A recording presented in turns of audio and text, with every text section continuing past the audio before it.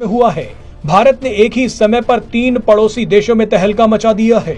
बांग्लादेश, पाकिस्तान और चीन पर एक साथ भारत की कूटनीतिक मिसाइलें आकर गिरी हैं। भारत 48 घंटों में बांग्लादेश, पाकिस्तान और चीन के सबसे बड़े दुश्मनों के साथ जाकर खड़ा हो गया और बड़ा खेल कर दिया। शुरुआत हैसियत से ज्यादा अकड़ दिखा रहे बांग्लादेश से करते हैं। अगले कुछ दिनों में बांग्लादेश की सारी गर्मी शांत कर दी जाएगी। इसकी शुरुआत हो चुकी है। भारत ने बांग्लादेश पर बहुत बड़ा ऐलान कर दिया है। एक तरफ बांग्लादेश ने शेख हसीना का पासपोर्ट रद्द कर दिया तो दूसरी तरफ भारत ने शेख हसीना का वीजा बढ़ा दिया। नमस्कार, আমি কৃষ্ণপদ অধিকারী। আমার ছোট্ট একটা ইউটিউব চ্যানেল আছে, চ্যানেলটার নাম don't care, Facebook page Krishna Krishna. আজকে আপনাদের সঙ্গে যে বিষয় নিয়ে কথা বলতে এসেছি, যে আমাদের এই ভারতবর্ষকে নিয়ে যারা আগুন নিয়ে খেলা করছে সেই মূর্খদের জন্য আমার এই ভিডিওটা।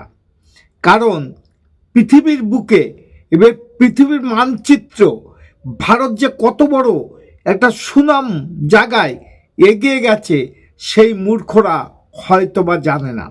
কারণ আমাদের প্রধানমন্ত্রীর নেতৃত্বই যেখানে পৃথিবীর কাছে একটা ভালো জায়গা তৈরি করে নিল, সেখানে এই মূর্খরা যে মূর্খন্তি করে যাচ্ছে এবং ভারত বিদ্বেষী যে কর্মকাণ্ডগুলো করে যাচ্ছে তাদের জন্য আমার এই ভিডিওটা। কিন্তু আপনারাও শুনে রাখুন যে আমরা যারা ভারতবাসী আছি, আমরা কোনো অবস্থার মধ্যে আপনাদের এই ষড়যন্ত্র সুফল কোনোদিন করতে দেব না।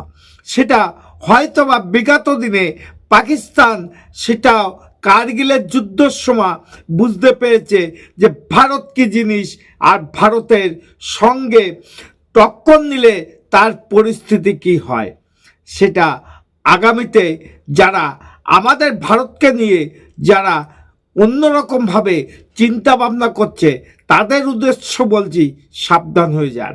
আমাদের প্রতিবাদী রাষ্ট্র এবং প্রতিবাসী হিসেবে, বন্ধু হিসেবে যাদের ভাবতাম, তারা আজকে যে শত্রুতালি আমাদের সঙ্গে করছে তার একটা নিন্দা জানাবো। আপনাদেরও বলছি, শুনে রাখুন। আমার এই কথা বাস্তব কি বাস্তব না, আর বাস্তবে হতে পারে কিনা সেটাও জানি না, কিন্তু আপনারা যে কর্মকাণ্ডগুলো করছেন সেই কর্মকাণ্ডর নিন্দা জানানোর কোনো ভাষা নেই।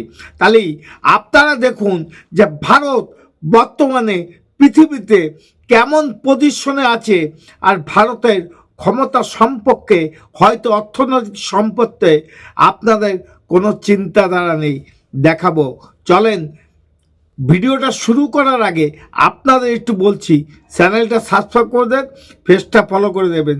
চ্যানেল নাম don't care, Facebook page Krishna Krishna. চলেন, এগিয়ে গেল ভারত। আনন্দের একটা খবর, গর্বের খবর, ভারত তৃতীয় স্থানে। এবার শুধুমাত্র অর্থনীতির দিক থেকে যে উন্নতি করেছে ভারত তা নয়, ক্ষমতার দিক থেকেও ক্ষমতাশালী দেশ হিসেবে তৃতীয় স্থানে ভারত। কিশোরায় একেবারেই 27টি দেশ নিয়ে লোই ইনস্টিটিউটের করা এই এশিয়া পাওয়ার ইন্ডেক্স করা হয়। তার মধ্যে রয়েছে অর্থনীতি, তার মধ্যে রয়েছে মিলিটারি, তার মধ্যে রয়েছে ডিপ্লোম্যাসি বা কূটনৈতিক ক্ষমতা, তার মধ্যে রয়েছে একটি দেশের অন্য দেশকে ইনফ্লুয়েন্স করা বা অন্য দেশের ওপর প্রভাব বিস্তার করার ক্ষমতা। এই সমস্ত কিছু বিচার করে 27টি দেশের মধ্যে 3 নম্বরে উঠে এসেছে ভারত। এর আগে কিছু বছর আগে ভারত 6 নম্বরে ছিল, সেখান থেকে 5-এ আসে। এর আগে 4-এ ছিল, জাপান ছিল তৃতীয় নম্বরে, ভারত এবার চলে এসেছে 3 নম্বরে। আমরা একবার সেই র্যাঙ্কিংগুলো দেখাবো দর্শকদের গ্রাফিক্সের মাধ্যমে। ভারতের যে র্যাঙ্কিং রয়েছে এই মুহূর্তে, সবচেয়ে শক্তিশালী এই মুহূর্তে গ্রহণ করা হয় আমেরিকাকে অবশ্যই, এবং তারপর চীন। কিন্তু ভারত এবং চীনের ডিস্টেন্স একদম কম, এই গ্রাফ দেখেই সেটা বোঝা যাচ্ছে, এবং জাপানের থেকে অনেকটা এগিয়ে রয়েছে ভারত। অর্থাৎ ভারত ধীরে ধীরে অর্থনৈতিকভাবে এবং মিলিটারি বা সামরিকভাবে চীনকেও টেক্কা দিতে পারে, এমনটাই বলছেন গোটা বিশ্বের যারা এই বিষয় বিষয় নিয়ে বিশিষ্ট ব্যক্তি, যারা এই বিষয় নিয়ে এক্সপার্ট, তারা বলছেন ভারত যেভাবে অর্থনৈতিক দিক থেকে এগিয়ে চলেছে, ভারত যেভাবে এগিয়ে চলেছে মিলিটারি বা সামরিক দিক থেকে, তাতে যে কোনো দিন চীনকে টেক্কা দেবে ভারত এবং মার্কিন যুক্তরাষ্ট্রের ঘাড়েও নিঃশ্বাস ফেলতে পারে। ভারত এবং চীনের আর কি কি ক্ষেত্রে শক্তিশালী ভারত সেইটাও আমি এরপর দেখাবো, যদিও এই র্যাঙ্কে আরেকবার যদি আগের গ্রাফিক্সটি নেওয়া যায়, সেখানে একটি গুরুত্বপূর্ণ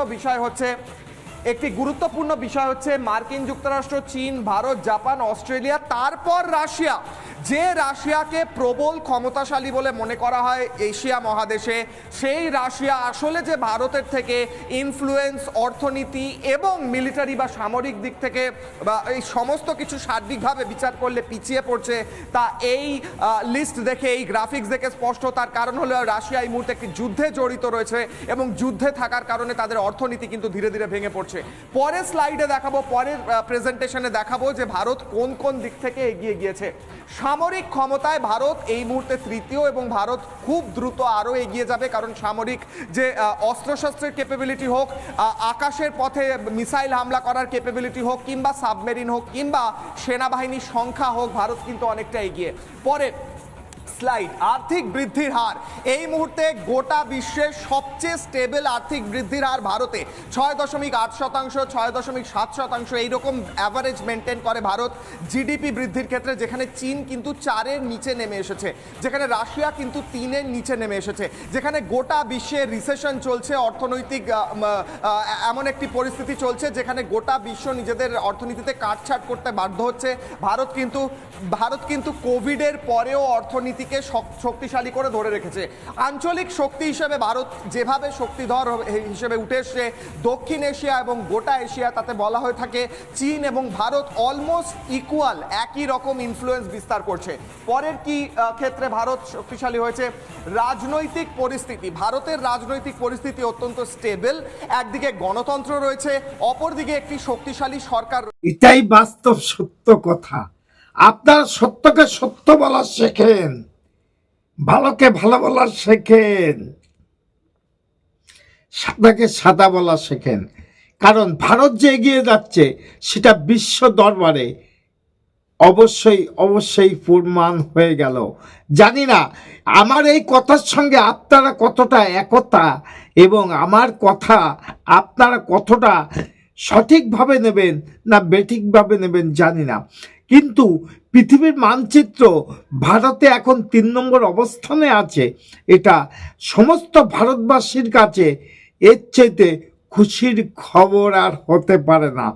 অবশ্যই আমরা দাবি করব এবং আমরা ভাবব যে আমরা কবে একে যাব, সেই জায়গায় আস্তে আস্তে এগোচ্ছে কিনা সেই ভাবনা চিন্তা নিয়ে আমাদের এই মুখ্যমন্ত্রী বলেন এবং প্রধানমন্ত্রী বলেন এগোচ্ছে কিনা জানি না। কারণ আমরা যদি ভারতবাসী এগিয়ে যাই, এটা ভারতের সুনাম, ভারতের নাগরিক যারা আছে তাদের একটা বড় পাওনার জায়গা। সেই জায়গায় দাঁড়িয়ে আপনাদের সকলের কাছে একটাই অনুরোধ করব যে ভারত যে লক্ষ্যমাত্রা নিয়ে সামনের দিকে এগোচ্ছে, আগামী দিনে আপনারা হয়তো এই লক্ষ্যমাত্রার সাথ দেবেন এবং সাথ দেওয়ার চেষ্টা করবেন এবং আপনারা বর্তমান প্রধানমন্ত্রীকে যে অভিনন্দন জানানোর ভাষা কিভাবে দেবেন জানি না কতটা ভালো লেগেছে আপনার এই ভিডিওটা এবং আমার এই ভিডিওটা। কারণ আপনার শব্দ কেন উচ্চারণ করলাম, কারণ ভিডিওটা যখন আপনি দেখবেন সেটা আপনারই হতে পারে। জানি না, ভালো যদি লেগে থাকে আমার চ্যানেল নাম don't care, Facebook page Krishna, আমার চ্যানেলটা সাবস্ক্রাইব করে দেবেন, পেজটা ফলো করবেন। আগামীতে নতুন কোনো ভিডিও আনার জন্য একটু আশীর্বাদ করবেন। নমস্কার, টাটা। Madam, when sorry.